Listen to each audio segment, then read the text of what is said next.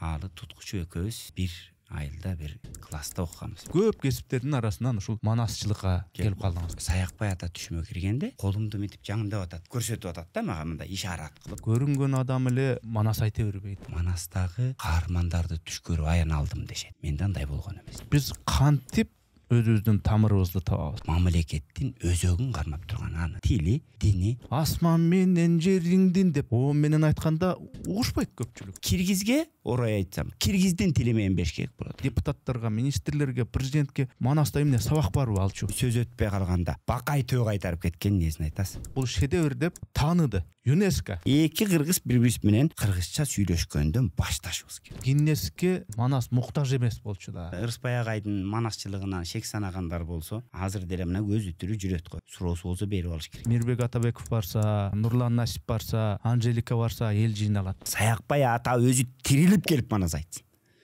Канча киши барат? Манасты кино кылып тартуу дегеле реалдуу нерсеби? Мен көксөп аткандагыдай нерсе киного түшүшүнө күмөнүм бар. Эшмамбеттин заманында Facebook болгон эмес, Барпын учурунда YouTube болгон эмес дегендей. Казылып калган урумдук менен кайнап эде жаткан шорумдук. Дагы угасыңбы?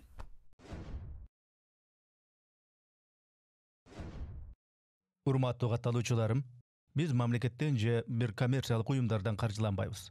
Мээнетибизди каржылай колдонуп калуучулар үчүн эсеп капчыктарды, номерлерди жазып койдук. Экинчиси, биздин ушул подкасттарыбызды 70%дан ашуун адам катталбастан болгону 30% катталып көрүшөт экен. Урматтуу достор, катталганыңыз, бөлүшкөнүңүз, жакса жакты деп басканыңыз биз үчүн маанилүү.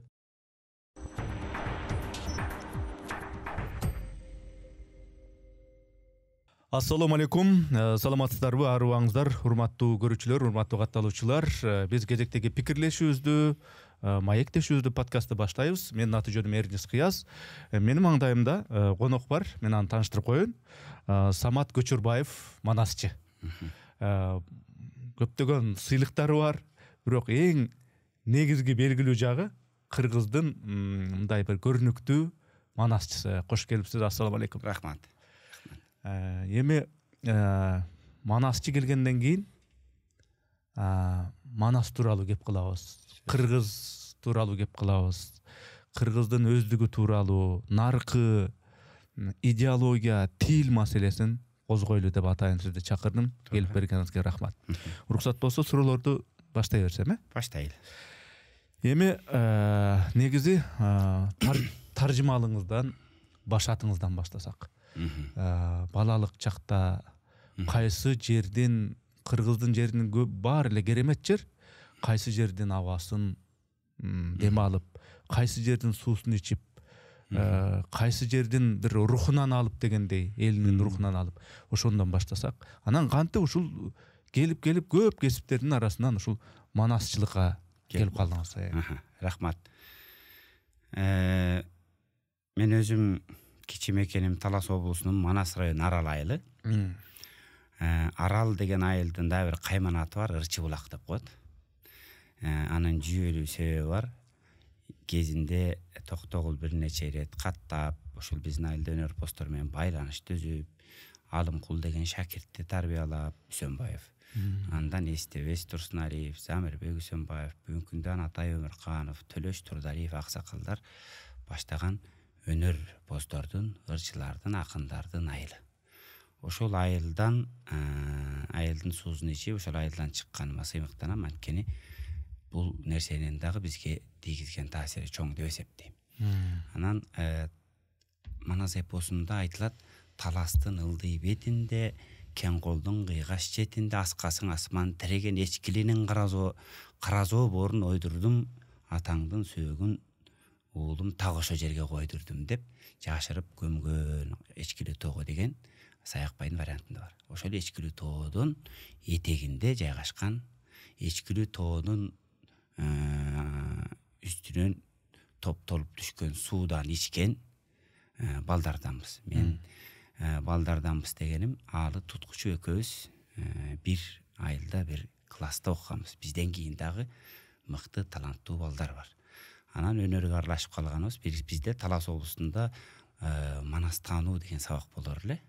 Ошол кезде Асанкан Жуманалиев деген эмгек сіңірген артист устатыбыз агайыбыз алгач мектептен Манастан үзүндүлөрдү жаттатып айттырып, ушул Манастагы сабагынан көп балдардын ичинен тандап алып, ушул балдардан бир нерсе чыгат деп. Анан бизди жетелеп, тамтың жетелеп жүрүп, сахнага, чоң сахнага алып чыккан.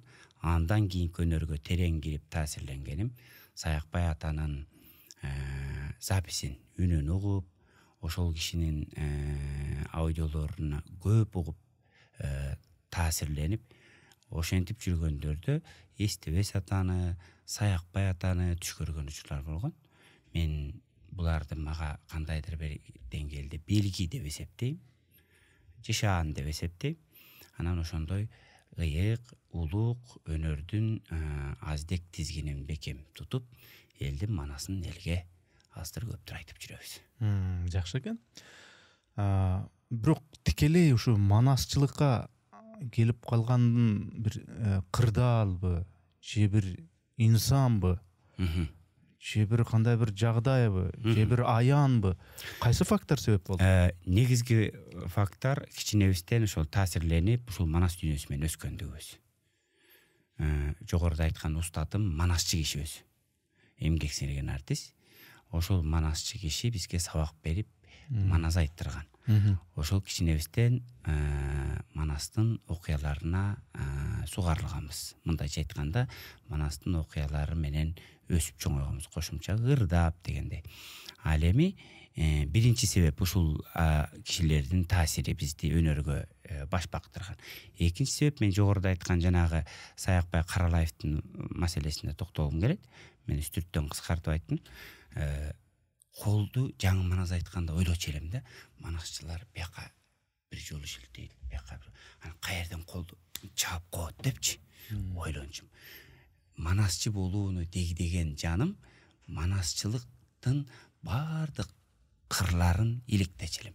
Ошентип түйшөлүп жүрүп, анан Саякбай ата түшүмө киргенде колумду мынтип жаңымдап атат. Мындай көрсөтүп атат да мага, мындай ишарат кылып да, ушундай айтасың деген. Анан Саякбай атанын ошол ишараты мага сыр, белги деп түшүнөм. Адатта манасчылардын көбү Манастагы каармандарды түш көрүп аян алдым дешет. Менде андай болгон эмес. Мендеги окуя жаңкы Саякбай атанын түш көргөндүгүм, анан Эстебес атанын түш көргөндүгүм. Ушул эки нерсе мага өнөргө болгон ышкымды ойготуп, бийик өнөрдүн сересине жетеледи деп ойлойм. Андан аркы нерсе бул өнөрдү багып, өнөргө ошол кастарлап, ошондой мамиле кылгандан артынан келди деп ойлойм. Келди дегеним, биз эми манасчылык дегендин түбүн билебиз, тегин билебиз. Биз шарттуу түрдө манасчы деген атты алып жүрөбүз, бирок келечекте ошол эл кээде залкар манасчы деп анан чочуп кетебиз, кыжалат болупчу. Ошол залкар манасчылыкка жетсек деп далаалат кылып жүрөбүз. Себеби жогорудагы суроолорду бергенин себеби кайсы бир өнөрдү, кайсы бир жумушту үйрөнсө болот да. Анын техникасы бар. Туура. Анан бул манасчылыктын дагы техникасы менен эле өздөштүрүп алдыңызбы? Экинчи жагынан адамда дээр болот. Көрүнгөн адам эле ырдай бербейт. Туура. Көрүнгөн адам эле манас айта бербейт. Көрүнгөн адам эле бир мисалы үчүн дагы бир белгилүү бир нерсени кыла албайт бир жумушта. Ага бир мындай дээр, шык, нары жагынан бир бар деген. Ошо нары жагынан да бар, анан техникасы да болду. Сөзсүз техникасы болот. Бардык өнөрдүн техникасы болот. Бардык өнөрдүн устат шакирт өнөрканасы болот.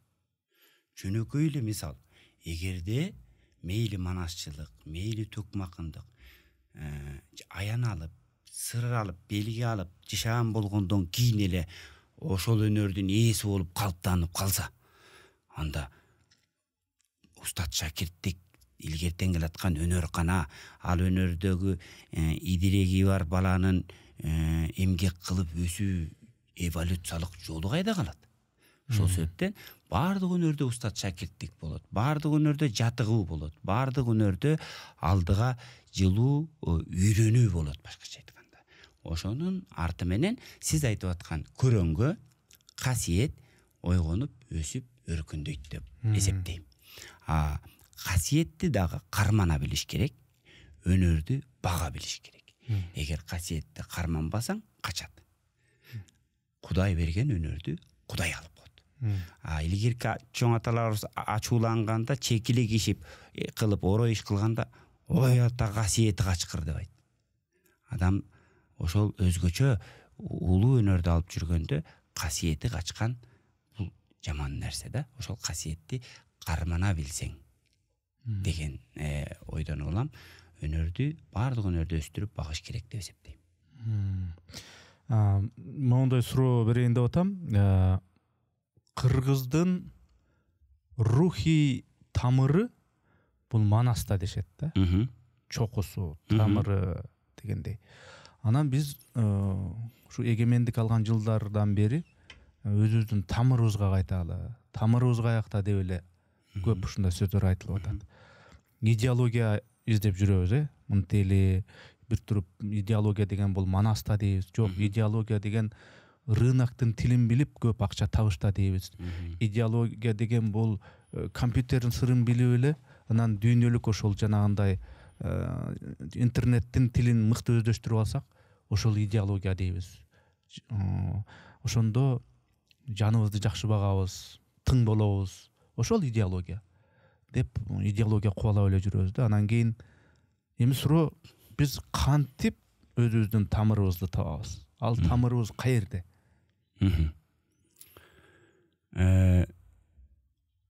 Кара курсак бардык жерде тоет.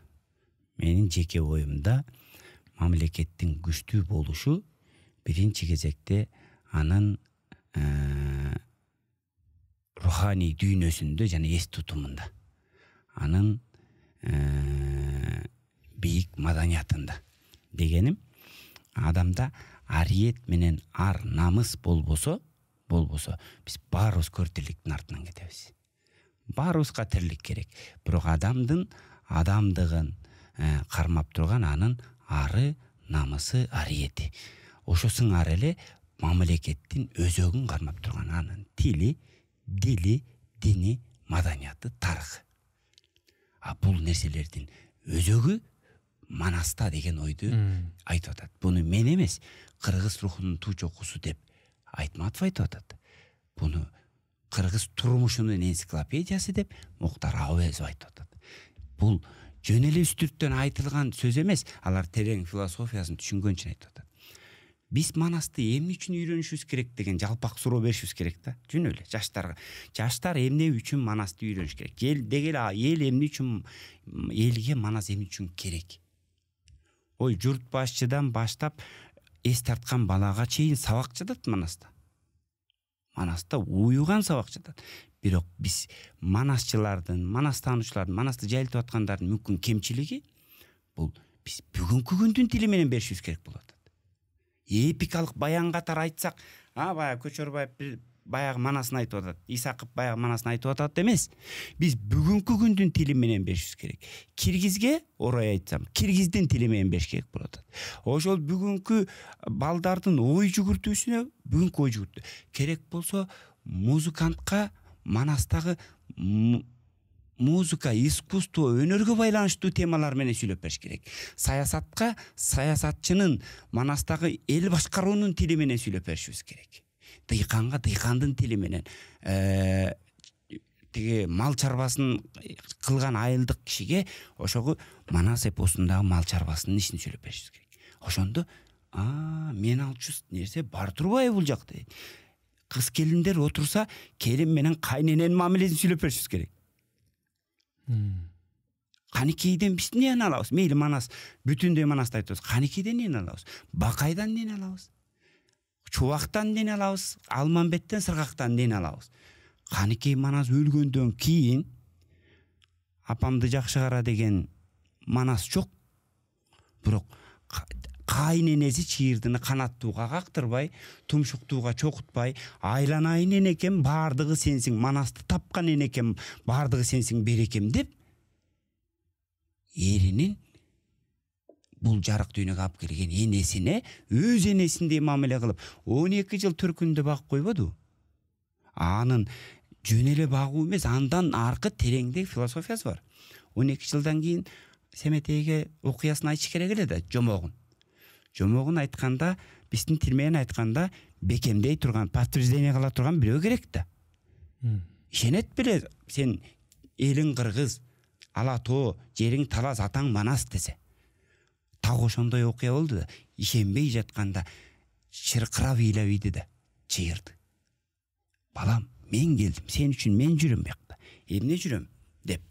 Демек бунун баарын канекенебиз алдын ала көрө билген. Мен бул мен айтайын дегеним, кайнене менен келиндин мамилеси канекейдин мисалында. Журт башкарууда Манастын мисалында. Манастын учурунда деле ушундай өз оюн эркин айтып, Манасты керек болсо бучкагына теңебеген адамдар болгон. Кыргыз өз эркин эл да. Чубак айтып атпайбы? Жууну сайсы ким сайды, аты калды Манаска. Не? Ногойдон нойгут кем бекен. Мен да мамлекетке кызмат кылам. Мен да элге кызмат кылам.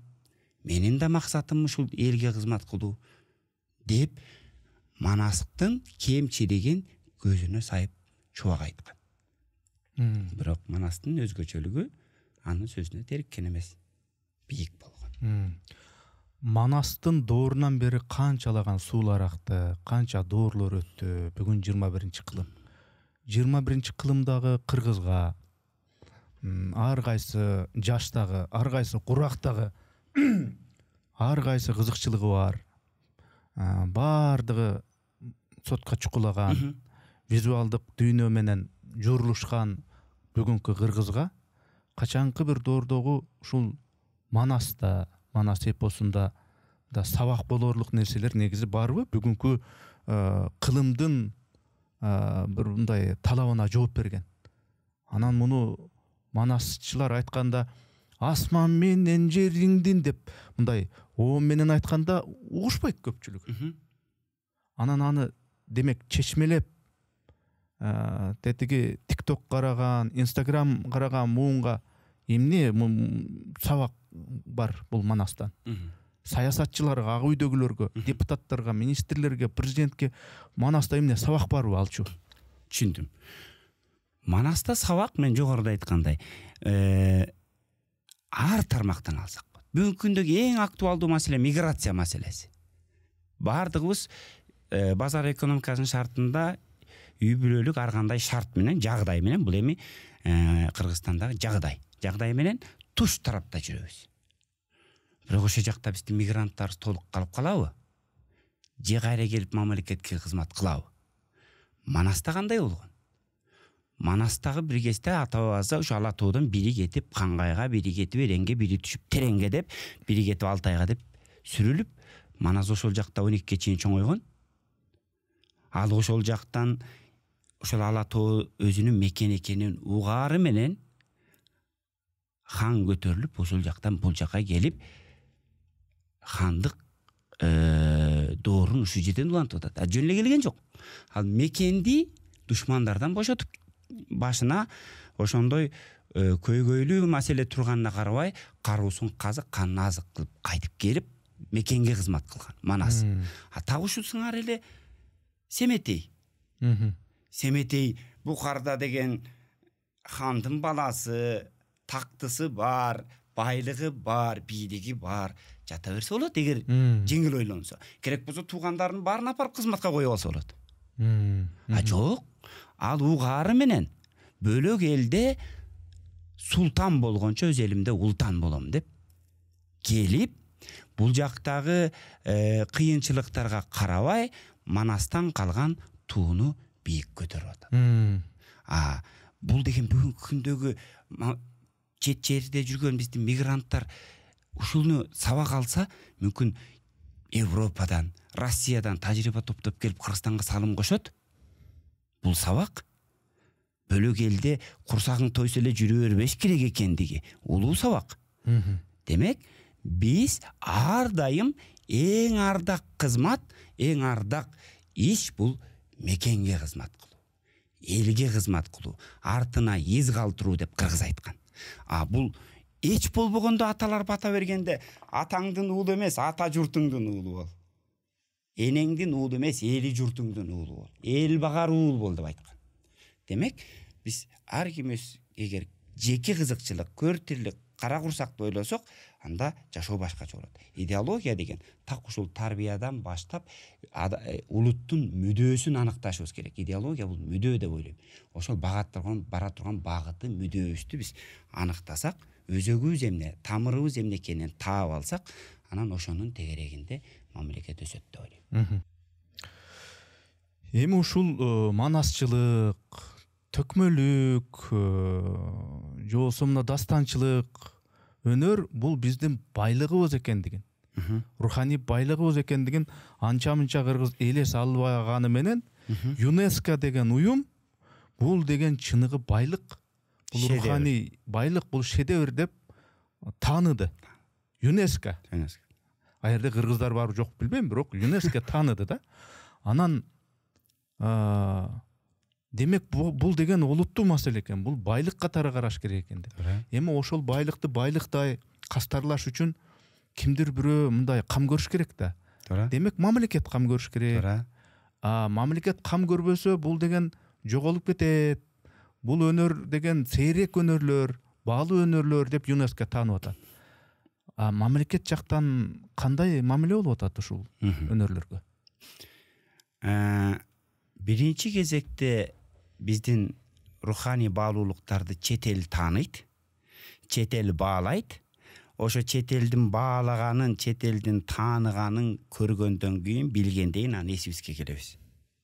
Чет эл каржылайт, анан чет эл каржылагандан кийин биз да каржылашыбыз керек деп.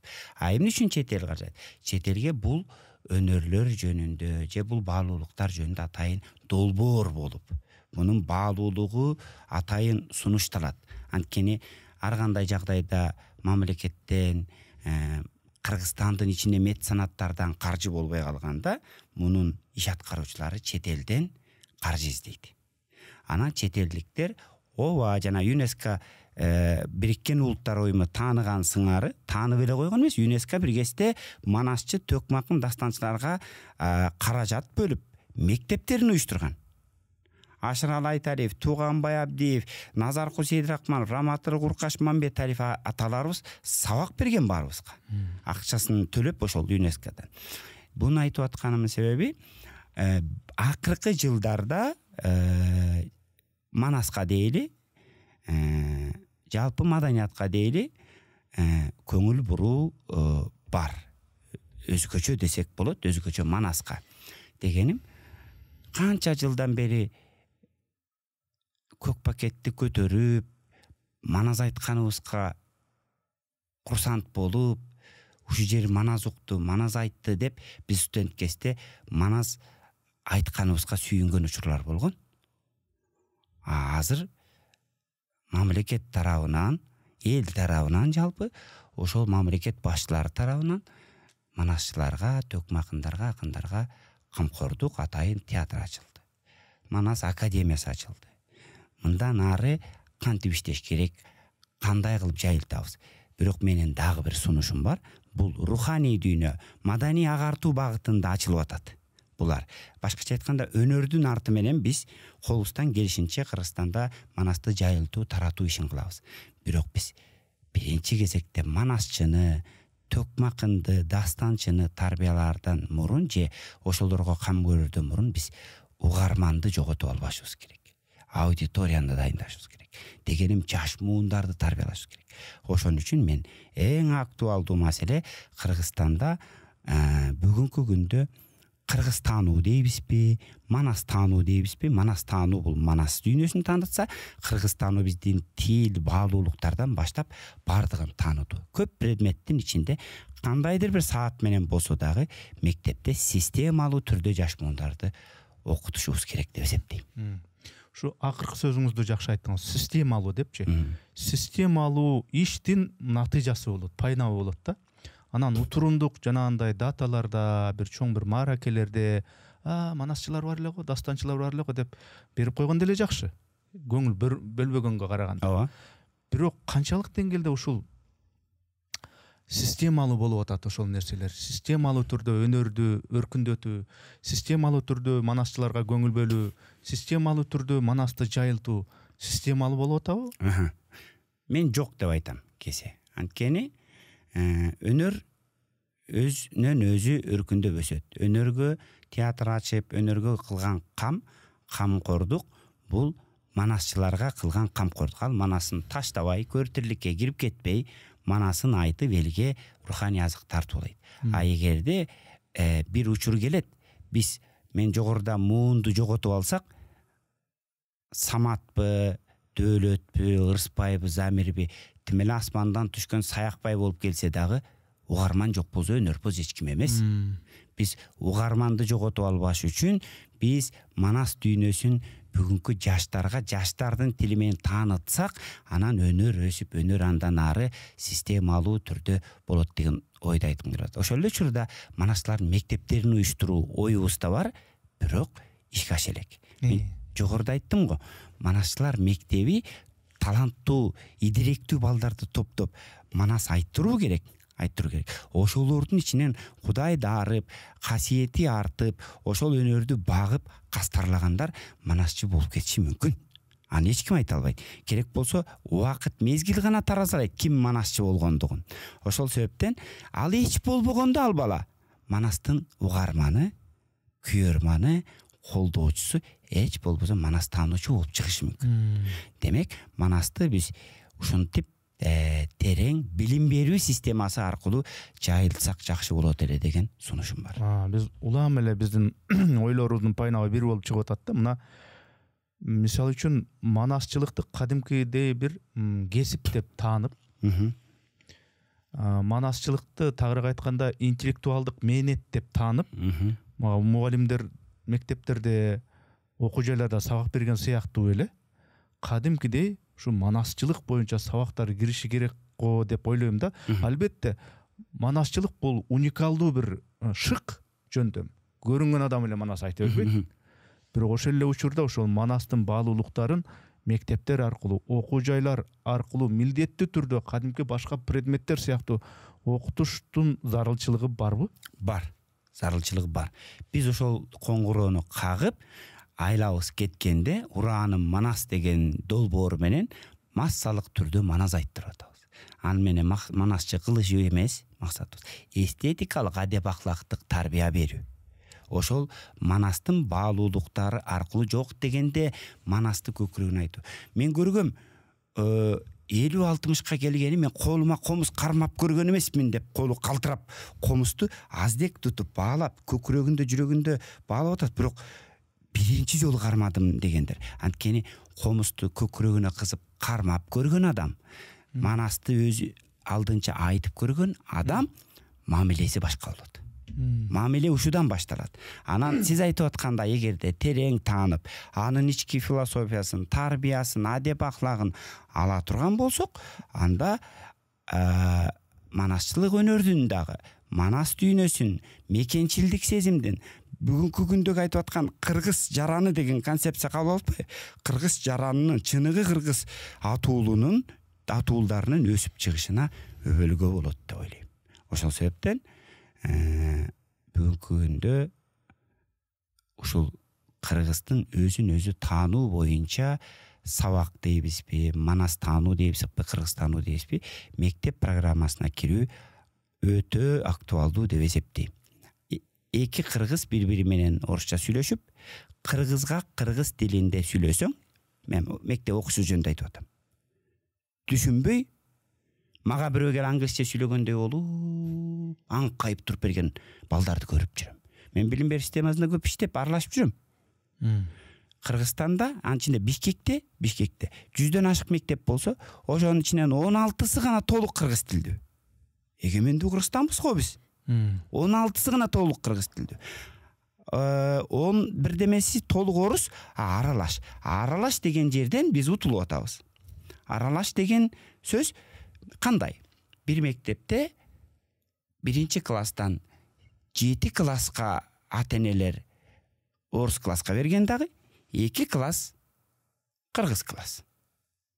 Жалпы көрсөткүчүн алганда ал орыс класс деп эле эсептеш керек арди. Эшикте деле орусча сүйлөшөт, балдар бири менен деле орусча сүйлөшөт, сабакта деле дээрлик орусча.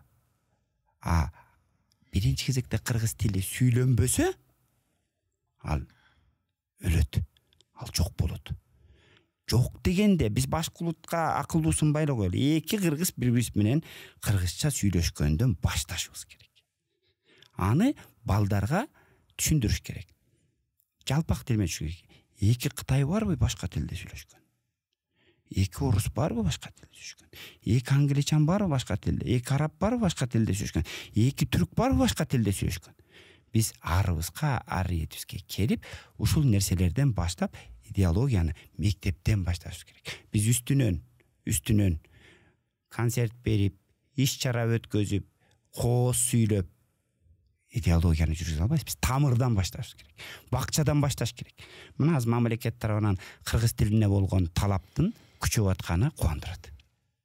Эми кыргыз жергесинде, кыргыз өлкөсүндө жашап туруп, кыргызча сүйлөйлү, кыргыз тилин сактап калалы деп калуунун өзү бул трагедия да. Албетте, айласыздан айтылган иш. Мына бул өзбектерде, тажиктерде менимче бул маселе жок. Бизде бул аябай курч да. Эмне үчүн мындай десе, анткени ушул орус тилине расмий макам берилип калды, ошонун айынан ушинтип атат да, болбосо кыргыз тили өнүгөт эле, баарыбыз кыргызча сүйлөп калат элек дегенде айтышат да. Эмне үчүн ушу кыргыз коомунун, анын ичинде ушу кыргыз жетекчиликтин дагы, карапайым калктын дагы мамилеси тилге гана эмес, улуттук наркка, населге, улуттук баалуулуктарга мамилеси ушундай чабал, сус.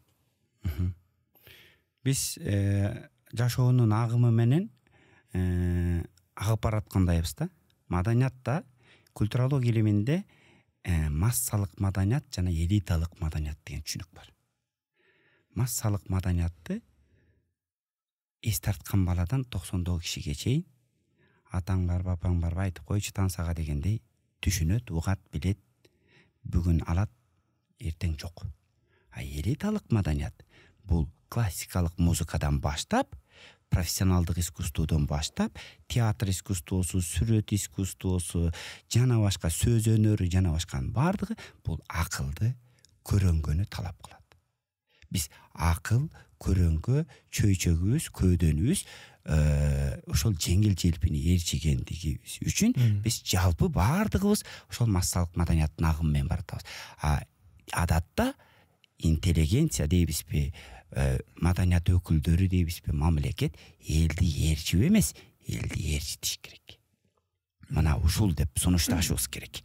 Ошондо өсөт. Маселен, кабарың күнгө кетсе да, жылдызга колуң жетсе да, жараткандын дүйнөсү бүт колуңа өтсө да, эл менен сен бийиксиң, элден чыксаң кийиксиң дейт. 6 сап Арстанбектин ыры. Буга жөн эле сөз баккан, сөз баалаган адам болуу керек. Сөздүн кунун билген. Бул адамдын көкүрөгүнө уюса, анын жашоосундагы кредосу, чакырыгы болуп кала берет. Бир эле насаат сөз. Тарбияга бардыгы байланган. Ошол эле кеченки эле Какен Алмазбековдун бир ырсабын эстеп айткым келип атат. Тарбия жөнүндө сөз болуп калбады. Айныбай айткан анык сөз дейт, алма жок ашкан шагынан дейт. Кошуласыз, алма сабына аш түшпөйт десе, дейбиз. Ар кандай күнгө туш болуш, ар кимдин башта багынан дейт. Кудай баг айтып койсо, деп. Буга да кошуласыз. Ар түркүм болуп төрөлүш ата-эненин канынан дейт. Деп буга да кошуласыз. Тереңдеп баратат баягы лакап бир сөздү алып тарамдап иликтеп баратат. Ар түркүм болуп төрөлүш ата-эненин канынан. Таптакыр кайра өзгөрткөн чиркин тарбия күчтүү баарынан дейт. Ойлосоң сезим өссүн деп окушуң керек аудан дейт. Адамдар менен сыйлашып, адептин татып балынан түбүндө эч ким кор болбойт, түзөссө бала чагынан дейт. Караңызчы, түбүндө эч ким кор болбойт, түзөссө бала чагынан. Бул не? Сиз экөөбүздүн тилибизде айтканда, айылда кой алып уят, ал болбойт, ал жаман, бул убал, бул сооп, бул арам, бул адал деген менен айылда чоң эненин колунда өскөн бала менен шаарда шумдук мектепте окуду, шумдук тилдерди билди деген баланын көрөңгөзү жөнүндө айтып атат. Адамдык парасат жөнүндө айтып атат. Демек, адамга акыл, көрөңгө, парасат ал тарбиядан болот. Билимди, илимди үйрөнүп алса болот. Ошон үчүн мен жана мектеп, бала бакча деп басым жасап атканым ошодон.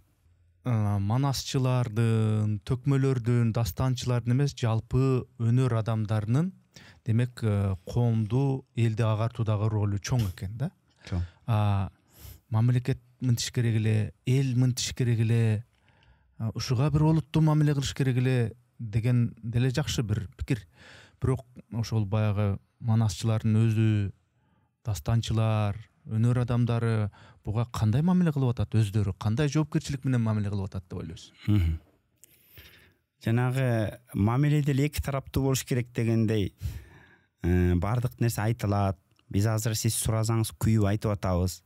Бирок буну угуп бирөө жарым кыймылдайбы, ойлонобу, ушуга тийиштүү органдар ойлонобу, кеңеш сурап оюң кандай, кантсек болот деген сыяктуу мен эле эмес, жалпы эле бүтүндөй ушундай адистерди чогултуп, билгендерди ортого жийип, билген илгери айтчу эле өзүң билбей кал, билгенин тилин албай кал деп.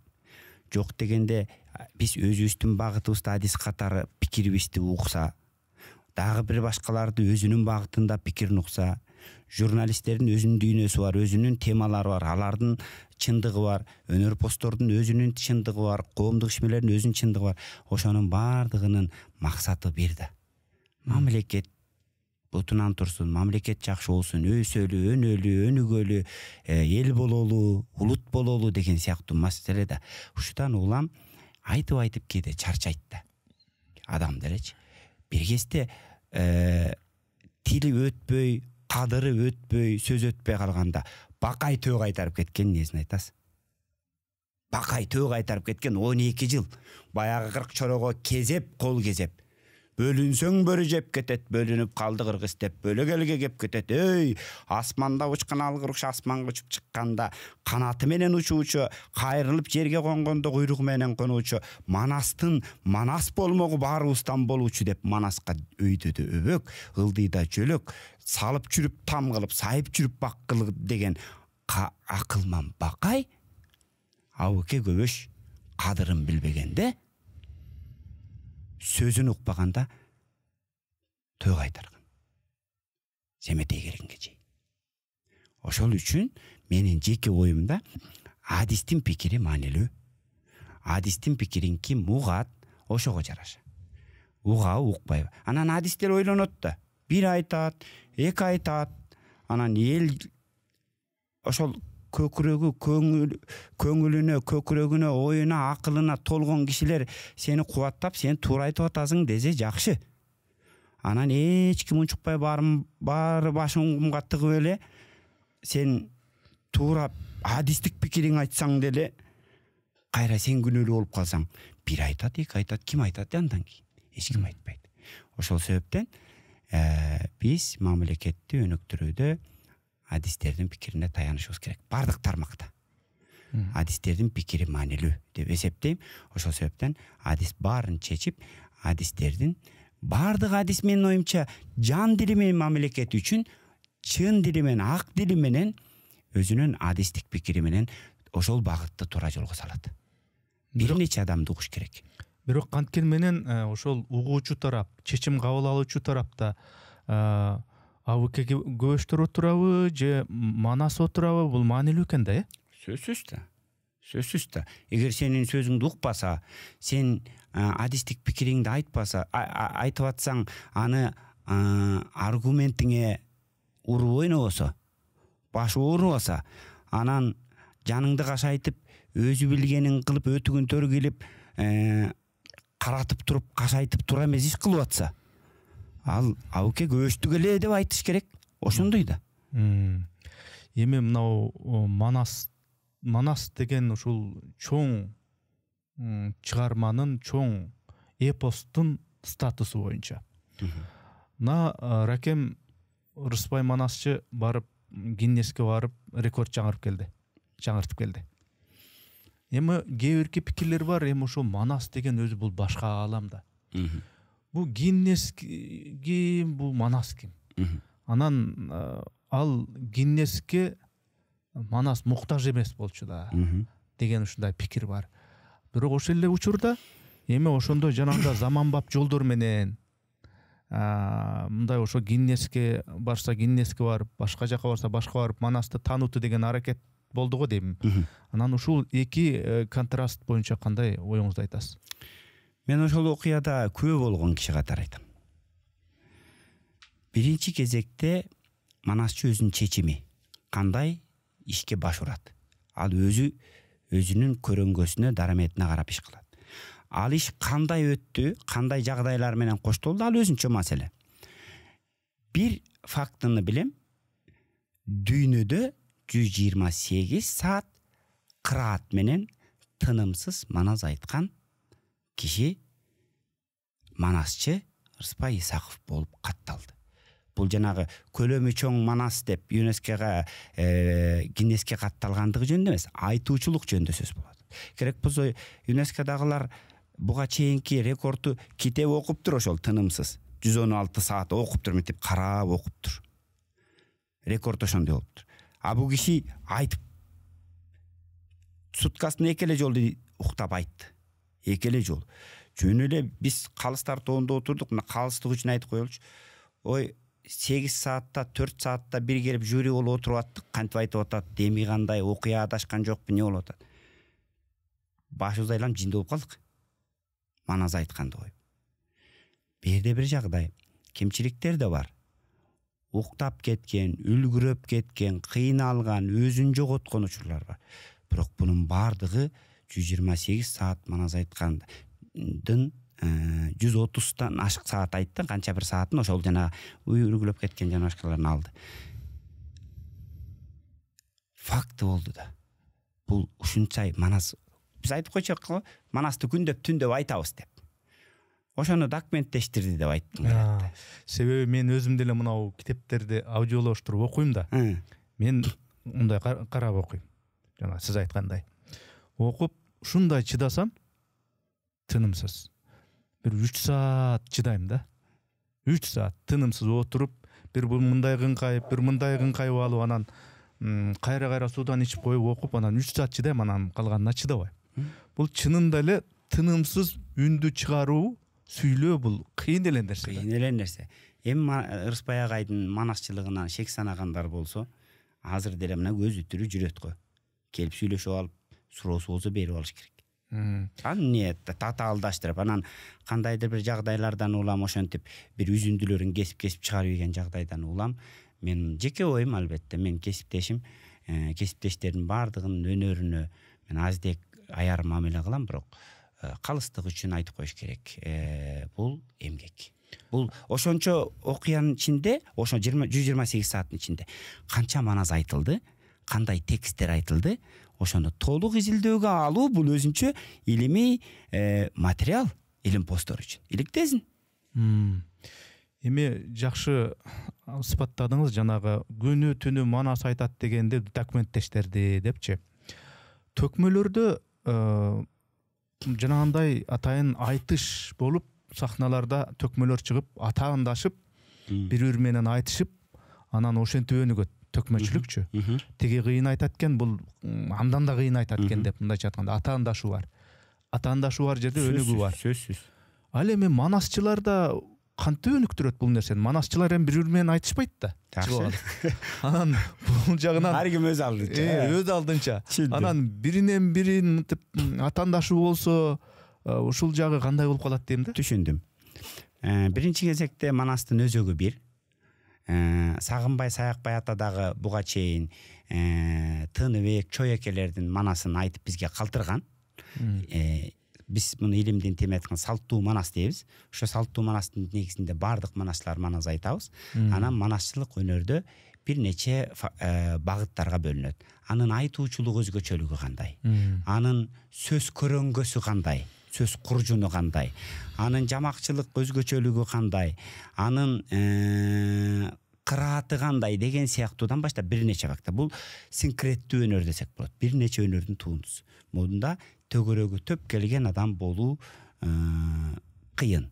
Мен кээде тамашалап коем. Ырысбай Исаков экөөбүздү кошсо шумдук манасчы болмок деп. Айтайын дегеним, Ырысбай агай ал сөзү, көкүрөгү, көрөңгөсү боюнча менден алдаганча бийик деп эсептейм. Айтуучулуктун ыкмасына келе турган болсок, мен өзүм айтуучу адис катары, дүйнөдө көптөгөн айтуучулар менен аралашып жүргөн киши катары, мен ал жагын өзүм билем. Демек, бул келечекте жанагы төгөрөгү төп келген, оозун ачса ыр төгүлгөн манасчы төкмакындар ушудан улам келип чыгат. Экинчиден, коомго дагы байланыштуу, угарман болуу керек. Угарман илгери күндөп, түндөп, айлап, жылдап, устат шакирт болуп, ээрчишип алып, эл кыдырып айтканда, ошондон өскөн, башка тирлиги болгон эмес. Биз азыр бала чака багабыз, үй бүлө багабыз, башка жумуштарыбыз бар, тирлигибиз бар, ошол менен да жүрүп калган жагдайлар бар. Ошон үчүн менин оюмда манасчылардын дарамети, көкүрөгү, көрөңгөсүн манасчылар өзүбүз билебиз. Элдин табитине жараша, элдин дагы өзүнүн тандаган манасчылары бар. Келечекте ким залкар манасчы болуп тарыхта калат, аны убакыт көрсөтөт. Устат шакирт маселесин азыр эле кыпчыгып кеттиңиз. Ошол илгери өзүңүз айткандай устат шакирт деп кадимки эле бир манасчыга, тасыккан бир манасчыга кадимки деле ошол жерде оту менен кирип, гүлү менен чыгып дегендей кызмат кылып, анын мындай көңүлүн алып, батасын алып, ага жагып дегендей. Ана ошондо көңүлү жиптиги болгон эткен өзүнүн өнөрүн үйрөтүп дегендей. Баскан турганына, мындай бир манераларынан, турмуштук сабактарына чейин карап туруп, анан ошол өнөрдү үйрөнгөн да. Туура. Азыр кандай ошол устат шакирт маселеси ушентип алып, бир баланы жетелеп алып, мени менен жүр, азыр подкастка барам, ошону карап отурасың. Андан кийин барып Манас академиясына барам. Андан кийин барып тиги театрга барам, ошо мен бассам, турсам мени көрүп үйрөнөсүң деген сыяктуу ыкма барбы же башкача ыкмалар барбы? Сонун ой айттыңыз. Негизи ушул ыкма маанилүү. Мен ушул ыкманы атайын мектеп окуучуларынан топтолгон балдарым бар. Аларга манас үйрөтүү менен кошо дастанды да үйрөтүп, ээрчитип, үйүмдө айлап жатып, ушундай учурлар бар. Нарындан Жумгалдан бир Ариет деген бала бар. Каникул деле күтүп турат. Каникул болсо эле үйгө келип жашайт. Ал үйдө жатып, менин убактымды кечке деле мен менен болбойт. Ар кандай жагдай болуп калат. Сиз айткандай бир маанилүү, ал зарыл болгон иш-чаралар болсо эчтип барам, көрсөтөм, окуу жайга барам, театрга барам. Анан кечинде үйгө келгенде бошогондо, кана келчи деп, маназын угуп, маназ айтып берип, ырын угуп, дастанын угуп, бул күнүмдүк турмуш менен тарбияланган илгеркидей. Бул устат шакирттик өнөр кананын эң күчтүүсү, эң маанилүүсү. Анткени бул жерде академический билим берүү, мугалим менен окуучудан айырмаланып, ал адамдын баскан турганынан да, сүйлөгөнүнөн да, эл алдында каерде кандай жүргөнүнө чейин сабак алат. Ошол себептен жанагы устат шакирт өнөр канада устатына окшошуп калат. Кыял жоругунда туурай берет. Ошодан улам да. Мен келечекте академиялык билим берүүдө ошол мугалим, окуучу менен кошо устат шакирттик ыкманы алган маанилүү деп эсептейм. Мисалы комшуларда ошондой бар, акындарда да зарыл, манасчыларда да зарыл. Анткени тарыхын алсак, так ошентип устат шакирттик өнөр кана менен өскөн. Керек болсо ата баладай болуп, Токтогул Эчен деген шакирттердин карызын кутулуп, багып үйүндө Токтогул. Үстүнө чапан жаап, ээрчитип жүргөн. Жөн эле Токтогулдун мурасы бизге кантип калды деген суроо боло турган болсо, Эшмамбет болбосо, Барпы болбосо, Алымкул болбосо, Коргоол болбосо, Калык болбосо, мына ушул бешөөбү Токтогулду Токтогул кылып даңазалап койгон. Дастанын дагы, манасын дагы, термесин да, ырын да баарын калтырып кеткен ушул шакирттер болгон. Андан кийинки устат шакирт өнөр кана Алымкул кимдерди тарбиялады? Алымкул эстебести тарбиялады. күлкү ушундай окуя барбы? Эстебес ата өзү депутат болуп тиги трибунага чыгып алгачкы сөздү сүйлөйүн деп атат дейт. Ошондо да көңүп калган баягы устатка урмат да. Устатым Аликем айткандай деп баштаптыр биринчи сөзүнчү. Парламенттин трибунасынанчы. Ансарында илгеркилердин наркы болгон жүрөгү. Дайыма устаты жөнүндө сөз кылып, устатын айтып, устаты жөнүндө устатына урмат сый кылып мамиле кылган. Керек болсо саякбай болуп турганда суроо берген да. Устатыңыз Чояка жөнүндө эл ичинде үзүл кесил сөз айтылат. Толук маалыматтар жок. Не деп айтасыз? Устатыңыз кандай киши эле десе, устатым Чынар болсо, мен чырпыгымын. Ал Тынар болсо, мен чымчыгымын.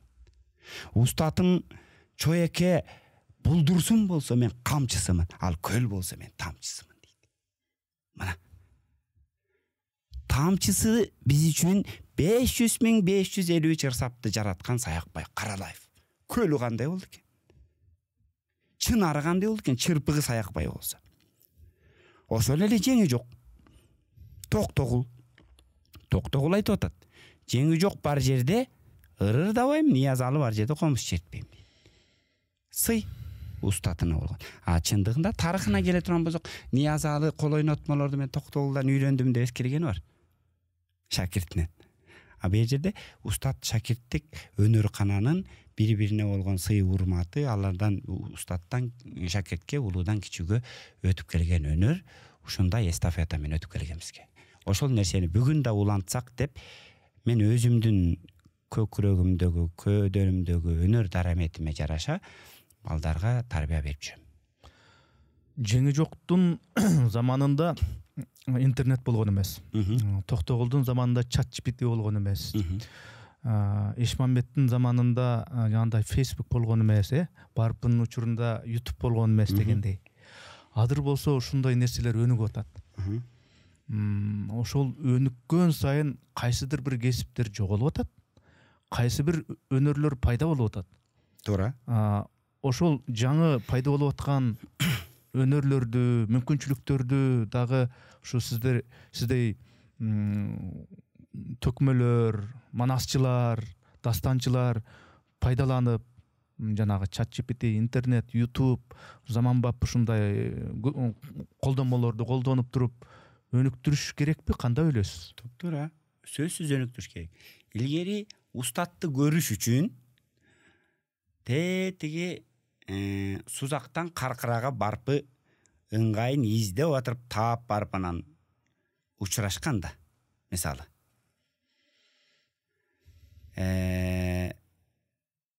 Так ушу сыңары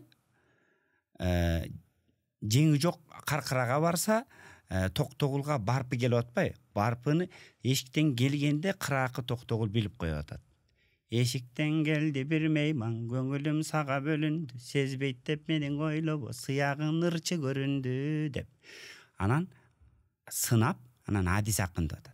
Анан барпы үнүн укканына курсант болуп, батасын алганына, жүзүн көргөнүнө курсант болуп кетип атат. Бизде интернетте турат. Каалаган бар манасчынын баарын угуп чыгасың, бар акындын баарын угуп чыгасың, бар ырчынын баарын угуп чыгасың, анын өзгөчөлүктөрүн аласың, колуңда китеп турат. Керек болсо аны үйрөнөм десең, телефондон токтотуп үйрөнсөң болот. Ошонун баардыгы башат болуп берет. Анан өзөгү түздөн түз жандуу устат шакиртке өтөт. Ошого чейинки мүмкүнчүлүктөрү болуп атпайбы? Демек бүгүнкү күндө ушул көөнө өнөрдү жаш муунга жеткизиш үчүн сиз айтып аткан тилге алып келишибиз керек болуп атпайбы? Сиз айтып аткан смартфонго киргиш керек болуп атпайбы? Сиз айтып аткан интернетке кириш керек болуп атпайбы? Мына сиздин аудио китептериңиз машина айдагандар үчүн кандай керемет болду? Китептин ордуна эч нерсе алмаштыра албайт сиз экөөбүзгө окшогон китеп окуган киши үчүн. Бирок элдин баары ошентип китепти сүйүп окуй албайт да. Ошондой мүмкүнчүлүгү болбойт. Китептин орду түбөлүк калат. Бул менен алмаштырып коюу мүмкүн эмес. Бирок аудио, видеолор бул таанып билүүнүн бир чоң жолу болуп бербедиби бүгүн? Үйрөнүүнүн, таалим алуунун. Так ошо сыңары биз көбүнчө ошол китептер менен тексттер менен иштегенде ушул жагдайларды сөзсүз эске алып коюу абзел деп эсептейм. Жеке сиз өзүңүз дагы жогорудагы суроону мен эмне үчүн айттым, өзүңүз дагы атайын YouTube канал ачып, бир жамаатты кадимгидей топтоп, тиги манасчылыктан тышкары атайын элдик ырларды ошол өнөрпоздор менен ырдап, аны дагы эптеп септеп эле тартпастан профессионалдуу бир камералар менен тартып, режиссура менен тартып ушу элге жайылтып атасыз да. Ушул манасчылыктан бөлөк дагы кандай пландар бар? Ошондой иштер тууралуу айтсаңыз. Бул долбоордун аты Улуу мурас деп айтылат. Улуу мурас деген бул менин түбөлүктүү темам. Мына моореки китеп турбайбы, Улуу мурас деп. Муну мен студент болуп бүтүп, окуу жайга мугалим болуп киргенде баштап топтогон мурастар. Бул Көчөрбаевдин мурасы эмес, бул бүтүндөй элдин, салкарлардын мурасы. Мен жөн гана илимдүү, билимдүү киши катары редактор, түзүүчүмүн. Бул жерде Арыстанбектен баштап бүгүнкү Азамат Аалыларга чейинки чыгармалар бар. Бул жерде бүт жанр бар. Бул жерде өнөрпоздордун бардыгы жанрлардын айырмасын билбеген жагдайлар бар. Ошолорду бөлүп, бул терме санат насыяттар, бул казалдар, бул айтыштар, жоктоолор, арноолор, бул эпос дастандар деп бөлүп койгом. Эми ушул ичиндеги текст кылып түшүрүп койдум. Кандайдыр деңгээлде аудиолоштурдук. Эми ушуну видеолоштургум келет. Видеого салыш керек. Аны үчүн бүгүнкү күндөгү өнөрпоздордун баарын колуна комуз, аккордеон кармаган өнөрпоздорду манасчыдан эпос дастан айтуучудан обондуу аткарганга чейинки Улуу мураска кирген бүт сөз өнөрүндөгү өнөрпоздорду топтоп видео жаздыруу 2 жылдык долбоорум бар. Ошонун үстүндө иштеп атабыз. 2 жылдык. 2 жылдык. Биз азыр 1 жылдын үстүндө иштеп атабыз. Эмдиги жылы дагы кийинкисин тартабыз. Жалпысы максатыбыз 500 кыргыздын тандамал чыгармасын видеолоштуруу. Туура, кимдир бирөөлөр айтышы мүмкүн, ой Акмат, Ташмат анча аткарбай коюптур. Бекматка караганда Ишмат жакшы аткарыш керек болчу. Бирок кадам жылыш керек. Биз Эстебес Турсуналиев атабыз шумдук элдик өнөр менен эстерин арсиз болду дейбиз.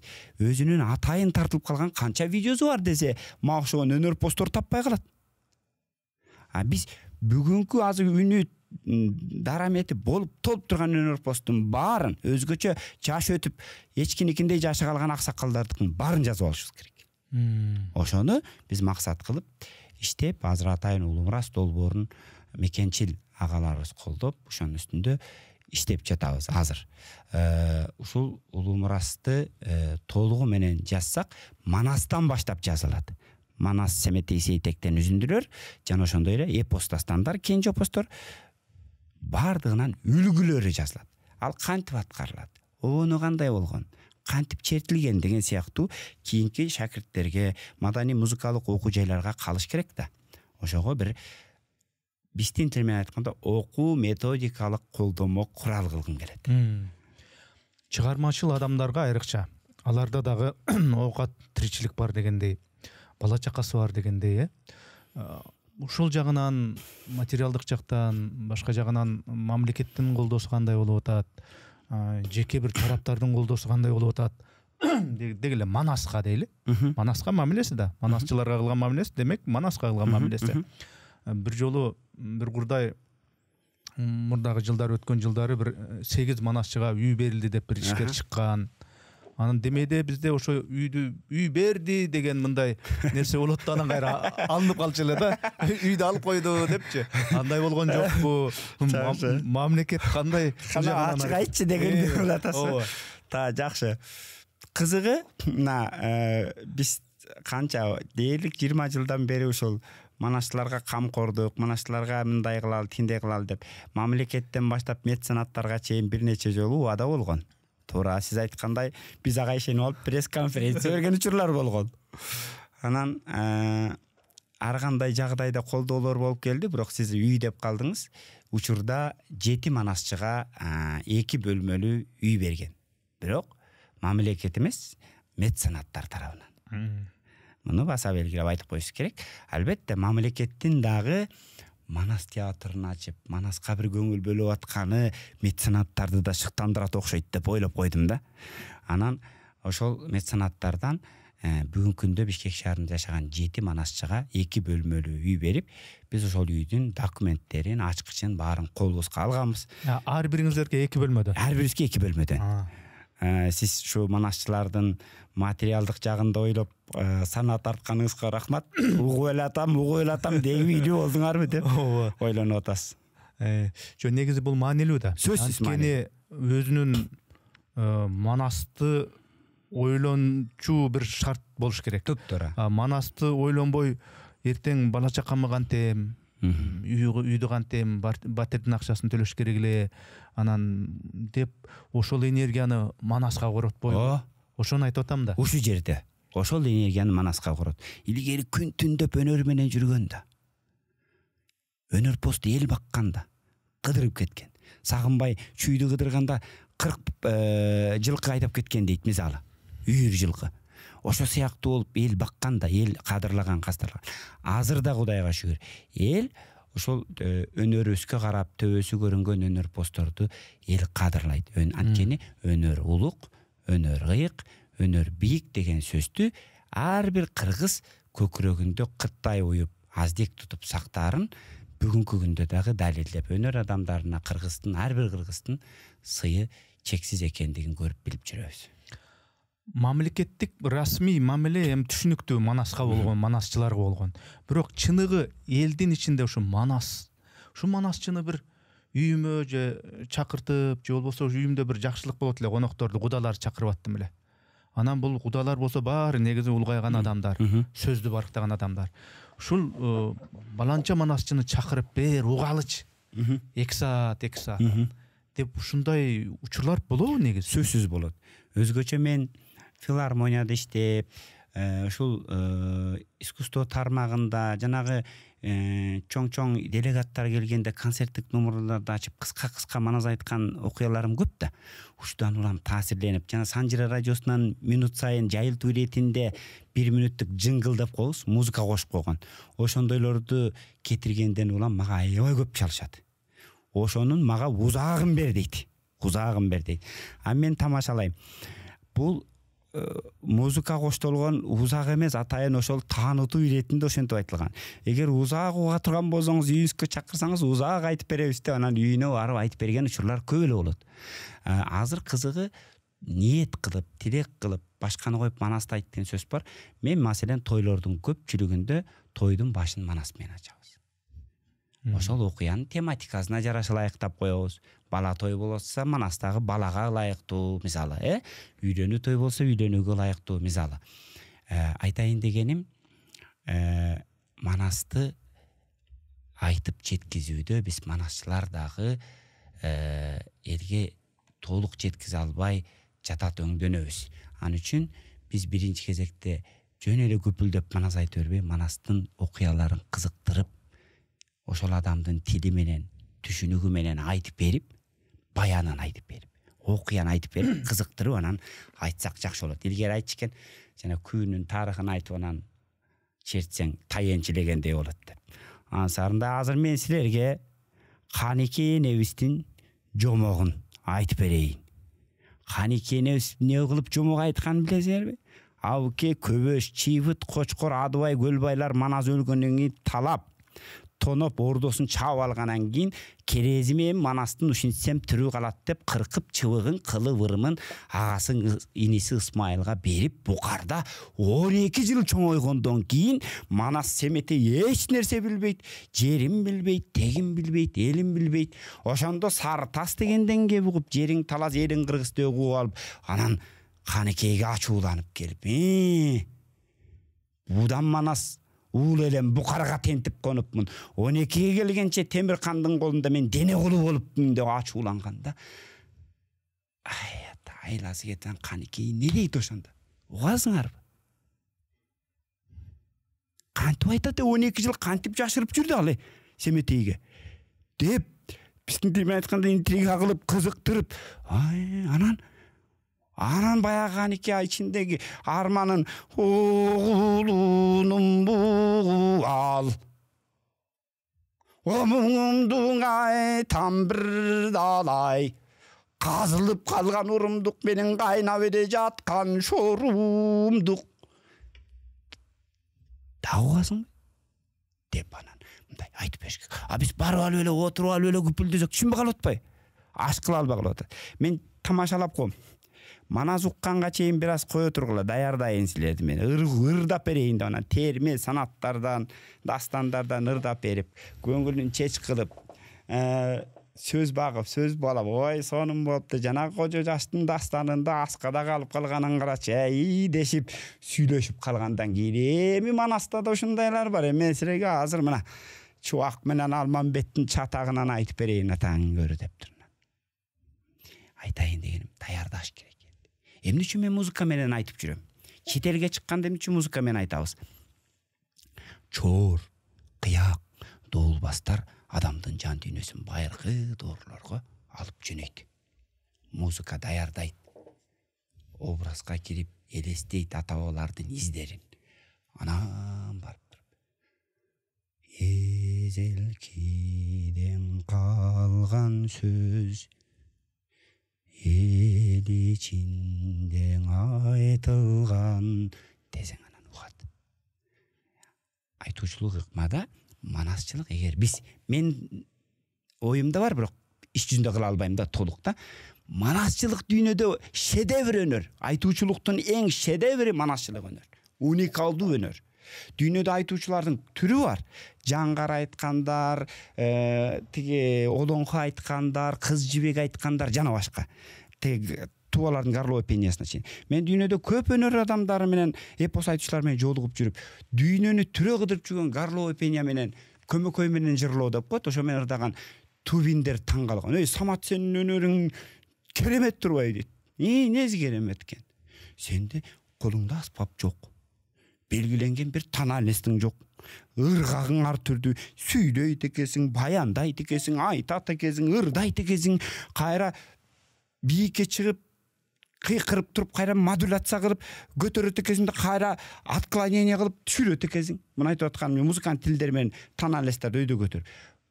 Бул жана дүйнөнү кыдырып жүргөн атактуу музыканттар, айтуучулар таң калып атат да мынтипчи.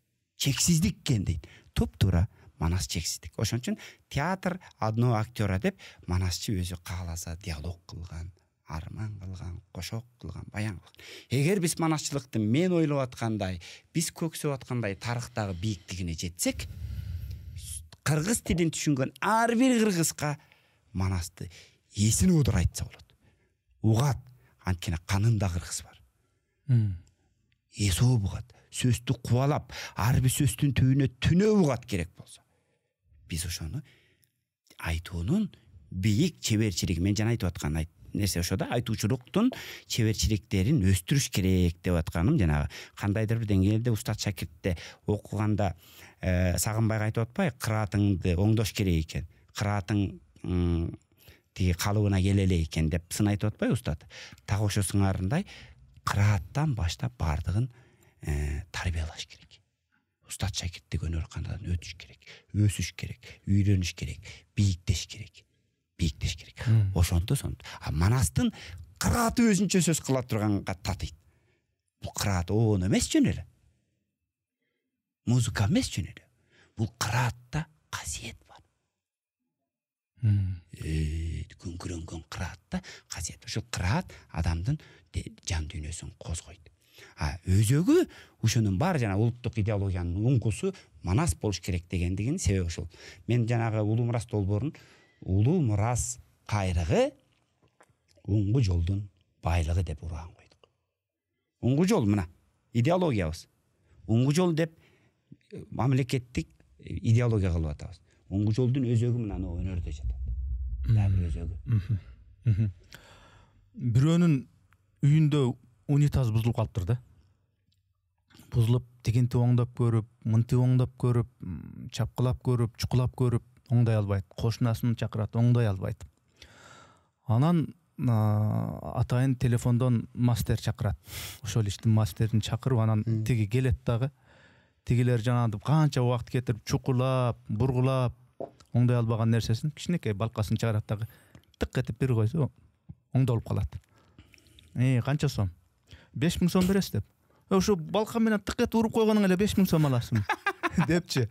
Анан тиги айтыптыр, мен муну үйрөнүш үчүн 5 жыл окуганмын депчи, мээнет кылып депчи. Анан кеп бул жерде манасчынын кадыры, манасчынын статусу, манасчынын мээнети канча турат дегенге алып келип атам да эми булчу. Анан ошого мына бүгүнкү күндө карасаң, сахналарда Мирбек Атабеков барса, Нурлан Насип барса, Анжелика барса, эл жыйналат. Анан эми ошолордун кадыры үчүн да, кадыры үчүн, таланты үчүн, кантип ырдайт, кандай техника колдонот, башка маселе келет дагы. Канча алдыңкы катардан 5000 сом дейби, 10.000 сом дейби алып, анан кийин элден акча жыйнап анан кетишет да. Манасчыларды дагы ушунда сахнада баланча манасчы манас айтат экен бүгүн деп, эл сахнага батпай, залга батпай, эртеси дагы, анын эртеси дагы ушундай аншлаг менен өтө тургандай деңгээлге жетиш үчүн эмне кылыш керек? Коом тарбиялаш керек. Бүгүнкү күндө Саякбай деп коелучу. Саякбай деп келип манас айттыралы. Мейли башка эмес, Саякбай ата өзү тирилип келип манас айтсын. Канча киши барат? Биз жанталаш баралы, сиз барасыз, башка барат. Бирок сиз айтып аткан өнөр жанагы шоу бизнестегилер черик барбай койсом эмне кылабыз? Саякбайга. Маселе ошол жерде жатпайбы? Маселе коомдо угарман болмоюнча өнөр пост болбойт. Мен башынан айтып атканым, аудитория угарман даярдашыбыз керек. Инсан жаран деген ушул, атуул деген ушул. Атуул, жаран деген ал мекендин сүйгөн, мекенчил, мекендин баалуулугуна күйгөн адам болуш керек. Ошондо гана ал ошол улуттук мекендин өзөгүн, улуттун уңгусун кармаган өнөрдүн угарманы болот. Ошондо угарманы көбөйгөндө гана ал өнөр өсөт, бийиктейт жана популярдуу болот. Атактуу болот. Анан кийин дагы бир мындай нерсе, ушул манасты баягы Голливудтун тасмаларындай кылып, кино тарткандай кылып тартса жакшы болот эле. Сонун болмок кандай эпизоддор бар, кандай бир ушундай бир урунтуу бир учурлар бар деген ушундай кыялдар бар. Кыялый эңсөөлөр бар. Сиздин оюңузча ушул манасты кино кылып тартуу дегеле бул реалдуу нерсеби жакынкы мезгилдерде? Же ага тийбей эле коюш керекпи? Манас деген кыргыздын кыялында гана жашаш керекпи? Жакшы суроо. Негизинен келечегинде буну режиссер ойлонуу керек. Режиссердун иши. Режиссер кандай көрөт? Мен ал режиссер ойлогондой ойлой албайм, элестете да албайм. Мен эгер өзүмдүн манасымда элестесем, ал мүмкүн эмес деп эсептейм. Мен ойлоп аткандайдай манасты кино кылып тартуу мүмкүн эмес деп элестейм. Мен манас айтып атканда алдымда президент отурабы, алдымда ким отурат, кандай атактуу адамдар отурат, башым ооруйт, ишим жок. Мен ошол дүйнөдө болом. Мен ошол дүйнөнүн ичинде жүрөм. Мен ошол найза сайышса, найза чабышса, чабыштын элестери менен жашайм. Мен ошол элестеп, мен кыялданып аткандай, мен көксөп аткандагыдай нерсе киного түшүшүнө күмөнүм бар. Бул мен жеке оюм. Режиссер кантип элестеп, аны кантип тартат, адамдардын образын кантип берет, анын бети кандай болот, кимге окшош болот, ким манас болот, ким семетей болот, ким чубак болот деген реалдуу суроолор бар да. Анын ат жабдыгы кандай болот, ээри кандай болот, кийими кандай болот, зооту кандай болот, аты кандай болот, каерден тартылат. Бул олуттуу маселе деп ойлойм. Мен сунушум тескерисинче мультификация кылып, балдарга ылайыкташып, мындай абстрактуу темада анын өңүн, келбетин так көрсөтпөстөн балдарга ошонун тарбиялык маанисин мультфильмдер аркылуу беришин каалайм. Мен кино жагын айттым да. Жанагы борбордук аянтка айкел коюлуп, анан кийин ал манасты бирөөлөр өзүнүн кыялындагы, өзүнүн образындагы манас болбой калып, анан талаш болуп аткан ошондон экен да, Ар ким өзүнүн манасы, элеси бар да. Аны бул жерде бир жагдай бар да. Манастын бизге так ушул манас деген сүрөтү жок да. Ооба. Маселе ошол жерде болуп атпайбы? Манасты кой, биздин 7 атабызды кой, 5 атабыздын сүрөтү бар бизде. Жок да ушундай эле кеп да. Демек айтайын дегеним, ал образдар менен жашайт. А образды скульптор кандай көрүп, кандай берип атат, ал өзүнчө маселе. Табит деп коет да менин оюмда. Кино жагынан айтсак, мисалы, мына Манастын улуу Семетей деген тасма чыгып да кичине бир чуручу болуп кетти окшойт. Мындай тартылыптыр, андай тартылыптыр депчи. Анан ошол андан сырткары Манасты айткан жана Саякбай Манасчы жөнүндө дагы Эрнис Абжапаров кино тартты. Деги эле ушул кино тартмайларга оюңуз кандай? Кинодо мен сценарий жазып көргөн кишимен. Мен киного эмес, негизи калем алып жазган кишимен да. Спектакльдерге сценарийлерди жазып, же болбосо эпикалык баяндарды инсценировка кылган жагдайым бар. Бул жерде бир сөз рол ойнойт. Бир сөз чечет, кинонун финансызын да чечет керек болсо. Мен жеке оюмда. Бир сөз кирип кетсе ашык, бир сөз чыгып калса. Тагы ушу сыңары Манасты тартып аткан экен, Манасчыны тартып аткан экен, ар жерде текстте бизге окшогон Манасчы, Манас таануучу, тарыхчы адистердин көз карашында текст биринчи идеалдуу болуп чыгыш керек. Анан ошо текст негизинде фильм тартылыш керек. Манастын улуу Семетей кандай болду? Манасчылар аралашпаган сценарий жазылды. Болгондо да Москвадөн жазылып атат. Кызык ушул жерде бар. Алдында Москва баланчанчы жыл. Окуп келесиң, баарын окуп келсең, идеологиялык орой айтайынчы, бузукулук бар. Ушудан улам биз Манасчылар бир пикирде каршы чыктык. Пресс-конференция бердик, ой уста айттык. Көрсө, жогору жактын макулдугун алып алса эле болду экен да буларга. Жогору жактын макулдугун алып алып, баарын тебелеп кете берген токтотуш керек өзү негизичи. Адистердин баалуулугун, баасын ошондойлор бузат да. Анан биринчи киши менен, президент менен, Садыр Нуркожоевич менен чогуу отуруп көргөн учурубуз болду. Фильмди. Пикирлерибизди ачык айттык. Андан кийин оңдоп түзөйм деген, дагы оңдоп түзөбөй турган чыгарып ийди. Ал фильми чыкты, бирок эч нерсеге жараган жок. Чыкты. Жок дегенде, биздин деле талашыбыз биз не кызыкчылыгыбыз бар дейсиз. Же биз ошолордон гонорар сурадыкпы? Биз сценарийин жазганга жардам берели. Оңдойлу дедик. Жок, оңдобой, так ошондой кылып чыгарабыз деп, ошондой жагдайлар бар. Ичинде көп жагдайлар бар. Режиссер менен, продюсер менен жаман жакшы айтышкан учурлар болду. Биздин максатыбыз Манасчы болгону, Манас фильми жакшы чыгыш керек да. Ал эми Саякбай фильмине келе турган болсок, бизди сырттан эле мындай шарттуу түрдө кеңешчи кылып, анан сценарийиндеги маселелер менен толук тааныштырбай тартып салды. Айтматов сурап атат. Айтматов Саякбайдан сурап атат. Манас болгонбу, болгон эмеспи деп. Бул одоно ката, чекилик. Ал Айтматов Кыргыз рухунун туу чоккусу деп атса, Манас жөнүндө шумдук эскерүүлөрдүн баарын айткан адам болсо, анан Манас Саякбайдын Айтматовдун ошондой суроосу болушу мүмкүнбү Саякбайга? Бул мен бир айтып аткан чекилик. Ушундай чекиликтер көп да, абдан көп. Кийиминде, декорациясында, формасында жана башка жагдайларда. Анан ошодон улам мен бул убакка чейин кандайдыр бир деңгээлде практика болду да, Манастын Семетей тартабыз деп.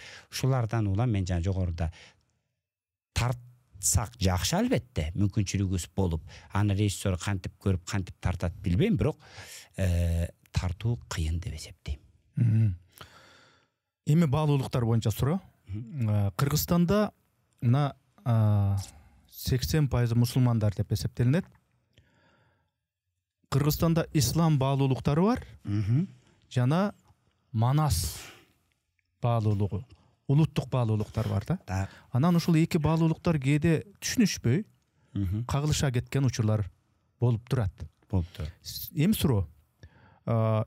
Ислам баалуулуктары Манасты камтыйбы, же Манастан ислам баалуулуктарын таба алабызбы? Кимисин камтыйт? Түшүндүм. Эл болгондон кийин элде өзгөчө негизги баалуулук бул улуттук баалуулук болуп эсептелет. Анткени ал эл болгондон бери ал наркы, салты, маданияты, тили жана башка бар. Ал эми диний баалуулук Мухаммед пайгамбар келип, биз ушу ислам динин кабыл алып, ошондон бери канча доорду жашап өтсөк, кандай оош кыйыштар болсо, ошол менен кошо кирип, ошол менен кошо сиңип бизге баалуулук болгон. Эми бул менин жеке туюмумда исламдын баалуулуктары бул илим, билим. Дүйнө таанымга кошумча жашоо эрежесин көрсөткөн, бизге Кудай менен адамдын байланышын көрсөткөн кандайдыр бир деңгээлде окуу. А буну биз жалпы ислам динин башка диндерге салыштырмалуу ислам динин биз официалдуу кабыл алганбыз. Ислам дини биздин динибиз деп эсептейбиз. Бул жерде эмне болгондо кагылышат, эмне болгондо түртүшүп атат. Мен дин таануу багытында илимдүү, билимдүү, илимпоз керек болсо теологдор, ошол эле учурда молдокелерден, таксырлардан, ажыкелерден толтура досторум бар. Ой, мен бакылдашып сүйлөшөм. Менин өзүмдүн аргументтерим, ойлорум бар. Ал кишинин өзүнүн ойлору бар. Экөөбүздүн орток баалуулуктарыбыз бар. Диндин баалуулуктарын тааныйм, улуттун баалуулуктарын алар тааныйт. Кагылыша турган жагдайлар, олуттуу кагылыша турган жагдайлар жок эсе. Бул жерде бир жагдай. Аша чапкан динчилдер, аша чапкан улутчулдар тырмакчанын ичинде кагылыштырып атат деп эсептейм. Анткени бирөө чыгат, шарият менен жашайбыз дейт. Бирөө чыгат, теңирчиликти дин кылабыз дейт. Мына касиал ушул жерде да. Кое тур, теңирчилик дин эмес, дүйнө тааным. Дүйнө тааным.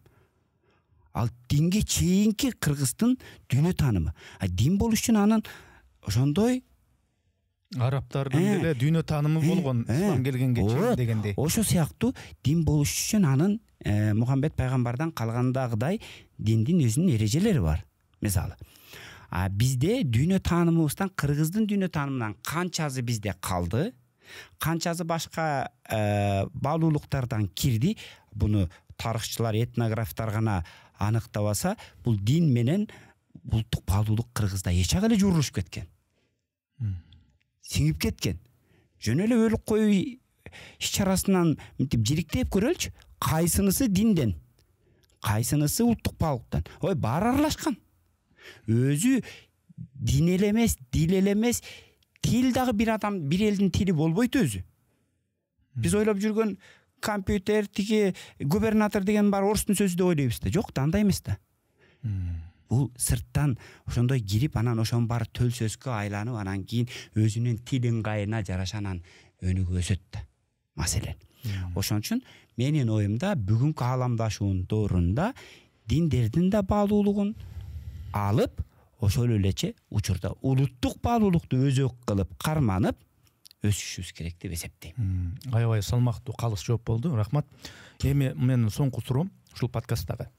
Эми манасчыдан, дастанчыдан баягы саясатты сурабай эле коеюн, ак үй көк үйдү тиги буну сурабай эле коеюн, бирок ушул бир өлкөдө жашап аткандан кийин өлкөдөгү эркиндик маселесине, адилеттүүлүк маселесине, мындайча айтканда ушул түшүнүктөр аркылуу канчалык деңгээлде биздин элдин же эл бийлеген жетекчилердин, төбөлдөрдүн өздөрүнүн идеялары чындык болуп ишке ашып атат, же кайсынысы калп эле жүрүп бараткандай, иштеп аткандай, тур көрсөткөндай бир калп жагдайлар болуп атат. Адилеттүүлүк маселеси боюнча, чындык маселеси, эркиндик маселеси боюнча. Адилеттүүлүк чындыктын так ушул мына адилеттүүлүк деген чеги болбойт деп эсептейм. Бирок көрсөткүчтөрү болот. Ошол көрсөткүчтөрдүн өңүтүнөн алып карай турган болсок, Манас эпосунда адилеттүүлүк, эркиндик, сөз эркиндиги, ой эркиндиги деген кандай болгон деген мисал менен айткым келет. Манас эпосунда деле бүгүнкү жанагы мамлекеттин өйдө ылдыйына, оош кыйышына пикирин айтып ийген биздин жарандар сыяктуу адамдар болгон. Болгондо дагы кызыгы ал мамлекеттик кызматта иштеген, чоң кызматта иштеген адамдар болгон. биздин тил менен айтканда. Элдин өкүлү катары барып, нойгуттардын атынан барып отурган ак балтанын чубагы өңдүү, 40-тын башы кыргылчал өңдүү кишилер Манаска керек болсо сөмөй кезеп турган. Эй деп. Качан? Чекилик кетирген учурда. Жаңылган учурда. Адам баары жаңылат. Аша чабат, ачуу калдырат, жана башка. Адистик көз карашы жетпей калат, жана башка. Анткени бир адам бүтүндөй дүйнөнүн адиси эмес да. Бүтүндөй тармактын адиси эмес да. Манаста бир адам чечкен эмес, Манас эле чечкен эмес. Анын жанында Бакай болгон. Анын жанында Кошой болгон. Керек болсо Манас 40 чоронун да пикирин эске алган.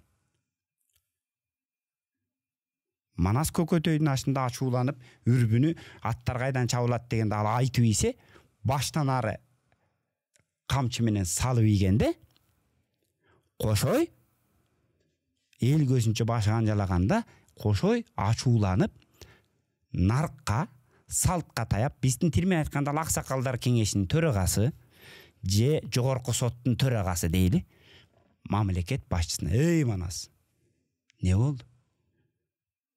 Бул кылыгыңды токтотпосоң оңбойсуң. Эзелек болбойсуң. Эмне?" Айтып койгон сөз үчүн. Манас деп койсо, барбай атчу экенсиң. Чал үйдөгөн чанаштай дардай атчу экенсиң. Не? Дегенде дейт, Манас эт бышым эңгире отуруп берди дейт. Бу жерде не сабак алабыз? Манас Кошой жүйөсүн келтирип айткан наркка, салтка, улуунун жүйөлүү сөзүнө моюн сунган. Манас ошонусу менен Манас. Чубак дагы чыр чыгарган учурда чубактын деңгээлине түшүп теңелген эмес. Чубак чыр чыгарып, ары качандан бир качан чыр салып жүрүп, бирок Манастын чыныгы лидерлигине чоң казатта ынанат. Ой, жана жоо келип атат деп качып калдактап келет да, Алмамбет менен Сыргак чалгынга кетип, артынан чубак бар, ана чубакты жөнөтөт, колго кабар бер деп. Кытайдын чегине барып Манас колу менен жатса, уйкуга кеткенде тиги Манас чубак келет. Доул базын уруп, кыйкырык салып, Кытай келип атат, каптап келип атат. Манас уктуп атат. Кыйкырса турбайт.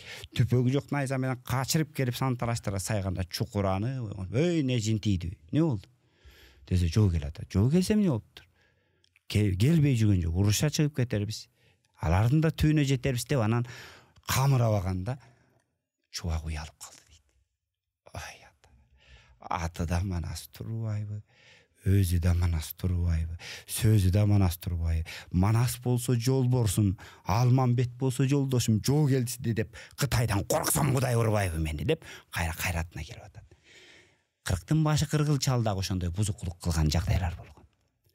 Бирок 40-тын башы кыргылчал ар качандан бир качан Айкөл Манас Баатырга бузукулук ойногон, буттайын бузуп ийсе да буудан Манаска улам буз декен деп койбогон. Манастын өзгөчөлүгү, ал Айкөл деген атка Манаскана татыктуу болуп, бийик болгон. Баарынан. Керек болсо жана антип сүйлөсө дагы оюнун, сөзүнүн эркиндигинин гаранты болгон. Манас.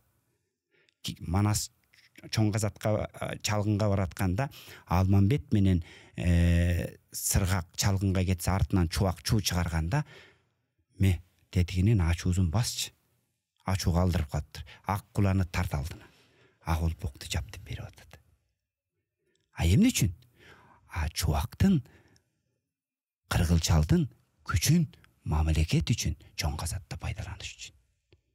Ал дагы жөн чыгарган жок. Чубак менен Алмамбеттин чатагы билген адамга мамлекетке мен кызмат кылам. Мамлекет үчүн кооптуу жагдайга, чалгынга мен башымды саялам. Мен ошондо эрдикке жарайм деген намыс талаш. Чубак түшүнгөн адамга жөн эле чыр чыгарган жок. Анан жүйөгө келтирип атат. Эй, тил билген киши тил билет, кол билген киши кол билет, жол билген киши жол билет деп Алмамбетти жөнөтүп, анан анын жанына Сыргакты кошуп берип атат. Мунун баары адистердин көз карашы менен ченелип, чечилип, анан жөнөтүлгөн чалгынга. Ошону түшүндүрүп атат. Ага болбосо анан коем ачууңду бас деп анан жөнгө салып атат.